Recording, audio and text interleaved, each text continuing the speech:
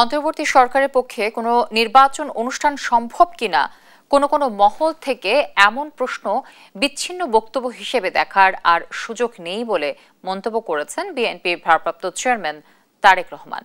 শনিবার সন্ধ্যায় গণ অভ্যুত্থানে বেসরকারি বিশ্ববিদ্যালয়ে শিক্ষক শিক্ষার্থীদের অবদান ও শহীদদের স্মরণে আয়োজিত এক অনুষ্ঠানে ভার্চুয়ালি যোগ দিয়ে এমন কথা বলেন তিনি। জনগণের রাজনৈতিক ক্ষমতায়ন নিশ্চিত করা না হলে কোনো আয়োজনই কাজে আসবে না বলে মন্তব্য করেন তারেক রহমান। সরকারের অনেকটি অংশের সহায়তায় কেউ কেউ কি দেশে উদ্দেশ্যমূলক পরিস্থিতি তৈরি করতে চাইছে কি না, সোশ্যাল মিডিয়া সহ বিভিন্ন জায়গায় মানুষের কথা শুনে বোঝা যায় এই বিষয়টিও জনমনে জিজ্ঞাসা রয়েছে। অন্তর্বর্তীকালীন সরকারের পক্ষে পৌর নির্বাচন অনুষ্ঠান সম্ভব কিনা কোন মহল থেকে এমন ধরনের প্রশ্ন উপস্থাপন বিচ্ছিন্ন বক্তব্য হিসেবে বোধহয় দেখার আজ কোনো সুযোগ নেই।